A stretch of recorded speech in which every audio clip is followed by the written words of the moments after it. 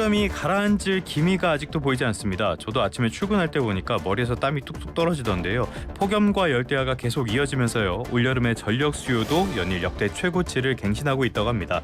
그러다 보니까 정치권에서는 전기 수요 부담, 전기 요금 이 부담을 완화해주는 안을 검토하고 있다고 해요. 그런데 반대쪽에서는 한전이 부도 위기다. 그래서 전기 요금을 인상해야 한다. 이렇게 이야기를 하고 있습니다. 완전히 같은 사안에서 완전히 다른 목소리가 나온 셈인데요. 왜 이러는 건지 전문가와 함께 현재 상황 짚어보도록 하겠습니다. 정현재 서울과학기술대 에너지정책학과 교수님 전화로 연결하겠습니다. 교수님 나와 계십니까? 네, 안녕하세요. 네, 안녕하십니까? 지금 워낙 덥고요. 그래서 전기 수요가 늘어나다 보니까 정치권에서 전기 요금 부담을 줄여줘야 된다. 이런 목소리가 나오잖아요. 뭐 어떻게 하겠다는 겁니까? 뭐 쉽게 말하면은 이제 여름철에 에어컨 많이 쓰고 있는데 그렇죠. 이렇게 하면 전기요금이 많이 나올 거고 예. 그래서 이걸 좀 줄여주자는 게 이제 기본 아이디어입니다. 근데 이제 이거 관련해서 여야에서 각 의원들이 여러 가지 법안을 발의하고 있는데 예. 이제 세부 내용은 조금씩 다른 것 같고요. 어쨌든 이렇게 이제 개별 의원들이 이런 주장을 하니까 이제 양당 지도부가 이제 전기료 감면에 대해서 좀 우리 같이 이야기를 해볼 필요가 있지 않겠느냐 이렇게 예. 이제 뭐 합의가 된 것 같습니다. 근데 이제 그 지난주 뭐 8월 8일이었죠. 국민의힘 한동훈 대표가 이제 구체적인 방안을 처음으로 언급을 했는데 에너지 취약계층이 저희가 한 130만 가구 있는데 요분들 대상으로 전기요금 15,000원을 이제 추가로 지원하자라고 이렇게 이야기를 하셨습니다. 예. 이렇게 되면은 이분들은 이제 사실상 전기요금을 이제 안 내게 되는 건데 왜 그러냐면은 이분들이 이제 이런저런 혜택을 통해서 전기요금을 한 달에 6만 원 정도 이제 할인 혜택을 받고 있고 예. 평소에 여름철 같은 경우에는 한 7만 5천 원 정도 내는 셈이니까 이번에 15,000원 추가 지원해주면 이분들은 이제 한 푼도 안 낼 수 있다. 거의 제로가 되는. 예. 네, 그렇게 됐고요. 근데 이제 그 민주당의 이 산자위 의원들께서는 조금 이제 이거에 대해서 이제 회의적인 반응을 보이셨습니다. 예. 이게 이 에너지 바우처 예산이라는 게 뭐 정해진 게 있는데 요거를 가지고 활용하겠다는 게 현실성이 있느냐 그래서 같이 한번 좀 따져봐야 된다. 그러니까 예. 전기요금을 지원해주는 것에 대해서는 동의를 하지만 어느 이제 재원을 활용을 해서 예. 얼마만큼 이제 지원할지 이런 걸 따져볼 필요가 있다라고 이야기를 하고 있습니다. 알겠습니다. 그 누진제 완화도 계속 이야기가 나오는 것 같은데 여름철에 누진제 그러니까 쓰면 쓸수록 돈을 더 내는 거 이거는 완화를 이미 시행하고 있지 않나요? 뭐 어떻게 더 하겠다는 겁니까? 그 맞죠. 지금 2016년이랑 2018년에 저희가 여름에 이제 너무 덥다 보니까 그렇죠. 예. 누진제를 많이 이제 완화를 했고 특히 이제 2019년부터는 여름철에 한해서 저희가 그 누진 구간을 확대해서 적용을 하고 있습니다. 예. 뭐 보통 때는 1구간이 뭐 200kWh까지였다면은 여름철에는 이제 한 100kWh 정도 더 쓸 수 있도록 해주는데 이 100이라는 숫자는 보통 저희가 에어컨을 쓰면은 여름철이 평소에 비해서 한 100에서 100 정도 이렇게 더 쓴다고 알려져 있거든요. 예. 그걸 반영한 수치고 그다음에 이제 저소득층이나 취약계층에 대해서도 지금 한전에서 이제 전기요금 할인을 해주고 있는데 이 부분도 여름철에는 좀 이제 할인액을 더 크게 하는 이런 혜택을 하고 있죠. 예. 근데 이번에 이제 그럼에도 불구하고 이제 누진제 완화라는 걸 이제 정치권에서 들고 나왔는데 제가 봤을 때는 뭐 누진제 어떤 구조에 대해서 좀 많은 고민을 하셨다기보다는 그냥 여름철에 전기요금이 많이 나오니까 이걸 그냥 깎아주겠다라는 것을 이제 생각을 하고 계신 것 같거든요. 굉장히 단편적인 생각을 하는 것 같네요. 네, 사실 제가 이제 누진제 완화라는 말을 쓰려면은 이 누진제 각 구간의 전력 사용량을 어느 정도로 설정할 건지, 그다음 뭐 지금 1단계랑 3단계 단가가 각각 있는데 이 부분들을 좀 어떻게 조정할 건지 이런 거에 대해서 구조적인 거에 대해서 이제 좀 고민을 해야 되는데 사실 이제 그렇게 깊게까지 생각하지는 않은 것 같고 예. 단순히 이제 요금 인하에만 초점을 맞춘 건데 제가 봤을 때는 사실 좀 되게 아주 잘못된 정책인 것 같습니다. 깊은 생각은 하지 않은 것 같다. 잘못된 정책인 것 같다. 거기까지 알겠습니다. 근데 어찌됐건 전기 요금이 줄어들면 모두 뭐 일단 좋긴 좋을 거 아니에요. 그런데 결국에 문제는 돈인데 이 예산 같은 것들 대체 어떻게 하겠다는 겁니까? 지금 일단 뭐 여당에서는 에너지 바우처 예산을 쓰겠다라고 하셨는데 제가 뭐 그게 어느 정도 남아 있는지는 좀 이제 확인할 필요가 있는 것 같고요. 근데 참고로 지금 에너지 바우처 예산이 많이 이제 늘어난 편이거든요. 저희가 한 2년 전쯤에 겨울철에 난방비 대란이라는 게 좀 이슈가 되었지 않습니까? 그러다 보니까 겨울철에 이제 취약계층이 이제 좀 이제 추운 데서 고생을 하신다. 그래서 그 전에는 한 2천억이 조금 안 되던 예산이었는데 이거를 올해 같은 경우에는 6,856억으로 한 3배 정도 증가를 시킨 상황입니다. 예. 그래서 뭐 사실 관련 예산이 크게 늘어나긴 했는데 이걸 어떻게 활용할지는 좀 봐야 될 것 같고. 근데 일단은 뭐 에너지 바우처 예산을 쓰겠다고 했지만 아마 이제 뭐 한전이 좀 직접 나서서 너네가 좀 깎아줘 이런 식으로 할 가능성도 있다고 보입니다. 과거에도 그랬기 때문에. 예. 근데 중요한 거는 한전이 직접 이제 요금을 깎아주라라고 한다면은 이게 뭐 국민들은 전기요금이 줄어드는 것 같아서 좋을 수가 있지만 사실 이게 국민들한테 다 부담이 돌아오는 거거든요. 왜냐하면은 예. 그만큼 적자가 더 발생을 할 테고 그 적자를 메꾸기 위해서는 결국 요금 인상밖에 답이 없는 상황이기 때문에 뭐 사실 이게 조삼모사 같은 형태가 되는 거죠. 그렇죠. 예. 항상 문제가 되는 거는 지금 해야 될 일을 지금 하지 않으면 나중에 했을 때 그 비용이 훨씬 더 커진다는 건데 그런 네. 부분들은 확실히 좀 고려를 해야 될 것 같고요. 네. 말씀하신 것처럼 한전 이쪽의 부담이 커질 수밖에 없다는 점, 이 점부터 좀 짚어봐야겠습니다. 어떻게 보면은 이거는 전기 요금을 낮추는 게 그렇게 썩 현명한 일이 아니다라는 설명이 네. 될 것 같긴 한데요. 한전 일단은 흑자는 달성을 했죠. 어땠습니까? 뭐 지난주 실적 발표해 보니까 예. 이제 상반기 총 합계가 이제 2조 5천억 정도 이제 영업이익이 발생한 걸로 나오긴 했는데, 예. 근데 이게 그 한전이라는 게 전기를 판매하는 한전이라는 회사도 있지만 뭐 발전사도 있고 여러 자회사들이 있지 않습니까? 예. 그래서 이거를 다 합한 실적인 거고 아하. 전기를 판매하는 그 회사만 딱 떼어놓고 보면 이게 별도 기준으로 보는 건데 예.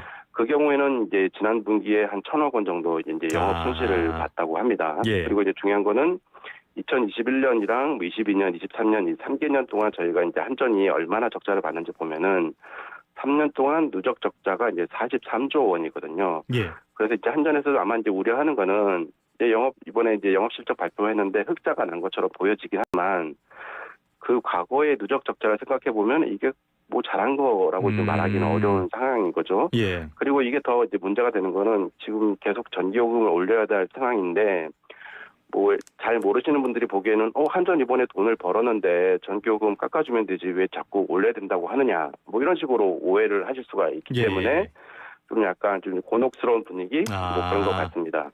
알겠습니다. 말씀하신 것처럼 한전은 발전 자회사로부터 전기를 사들여가지고 이 전기를 소비자에게 판매하는 회사인데요. 그러다 보니까 흑자가 났다고 해도 이건 연결 기준이고요. 별도 기준으로 봤을 때는 좀 다를 수도 있다는 점, 이 부분은 이해를 하시면 좋겠습니다. 네. 그래서 제가 이게 설명을 드리면서 그 전기를 사와서 다시 판다고 말씀을 드렸는데 그때 다시 파는 가격이 사오는 가격보다 더 싸잖아요. 그래서 역마진 이야기가 계속 나오는데 지금도 그런 상황인 건가요? 사실 이건 좀 많이 해소가 된 상황입니다. 저희가 러시아 우크라이나 전쟁 때 워낙 그 연료 가격이 많이 올라서 이게 한동안 문제가 됐었지만 작년 하반기부터는 연료 가격이 좀 안정화되는 추세여서 지금은 뭐 역마진까지는 아니다. 근데 이제 뭐 한전이 연료 가격만 이제 돈이 들어가는 건 아니고 여러 가지 이제 비용들이 또 들어가지 않습니까? 그런 거를 따져 보면은 이제 판매 가격보다 생산 비용이 조금 이제 높을 수도 있고 뭐 비슷한 수준이거나 뭐 그거는 이제 아직 그 원가를 자료를 발표를 안 했기 때문에 뭐 알 수 없는 거고 문제는 과거에 역마진이 아주 심했던 시기들이 있는데 그때 발생한 적자분을 지금 다 회수하지 못하고 있다. 이게 이제 좀 큰 문제인 상황입니다. 뭐 실적에 발전 원가만 들어가는 건 당연히 아니니까요. 근데 말씀하신 걸로 따지면은 지금 뭐 중동 쪽에서 지정학적인 리스크 이런 거 다시 커지고 있고 이런 상황이잖아요. 이런 상황 속에서 원자재 가격이 오른다. 그러면 역마진 구조가 언제든지 다시 나타날 수 있다는 거네요. 당연히 그렇죠. 지금 또 전쟁 아직 안 끝났고 또 중동 지역도 요새 좀 불안하지 않습니까? 그다음에 이제 에너지를 우리는 대부분 수입을 하고 있기 때문에 이 환율이 또 되게 중요한 영향을 미치는데 앞으로 또 환율이 어떻게 되는지에 따라서 또 이제 한전의 그 구조가 좀 많이 바뀌어질 수가 있는 거죠. 그리고 지금 이제 적자가 많이 쌓였다 보니까 그걸 다 이제 빚내서 지금 이제 버티고 있는 상황인데 앞으로 이제 금리가 또 어떻게 되는지 이런 것도 영향을 미칠 수가 있습니다. 그 빚내서 버티고 있다라고 말씀해 주셨는데 그럼 한전채를 말씀을 해주시는 것 같아요. 한전에서 발행하는 채권 이게 사실은 우리가 레고랜드 사태 때도 사실 그 촉발은 레고랜드가 했지만은 그 이전부터 한전채가 시장에 너무 많았던 것들이 금융시장의 불안정성을 불렀다 이런 지적을 많이 받았었잖아요. 이게 어떤 이야기입니까? 더 문제가 되는 거 아닙니까 그러면? 지금은 조금 이제 상황이 나아졌죠. 왜냐하면 이제 한전이 발행할 수 있는 채권의 이제 그 상환액을 이제 한전도 채권을 마음대로 이제 찍어낼 수 있는 건 아니고 예. 법에서 정한 범위 이내에서만 이제 발행할 수가 있는데 이거를 한번 저희가 이제 법 개정을 통해서 이제 좀 많이 이제 폭을 넓혀줬었죠. 예.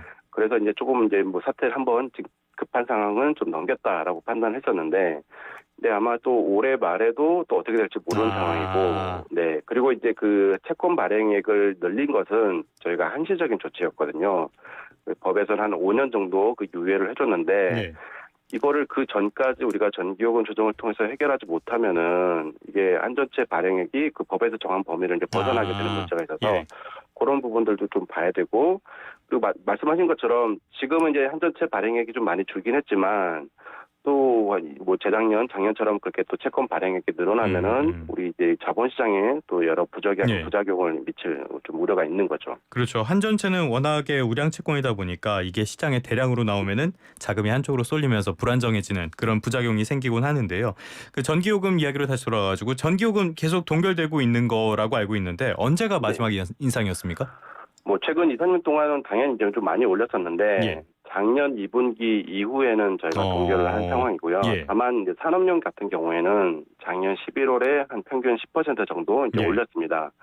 그럼 왜 전기요금 지금 올려야 된다고 하는데 왜 안 올렸냐라고 하면은 저희가 올해 초에 총선이 있었지 않습니까? 그렇죠. 그러다 보니까 이제 정치적으로 판단했을 때 이제 좀 이게 부정적으로 다가올 거다라고 생각을 해서 이제 예. 안 한 게 있는 거고요. 예.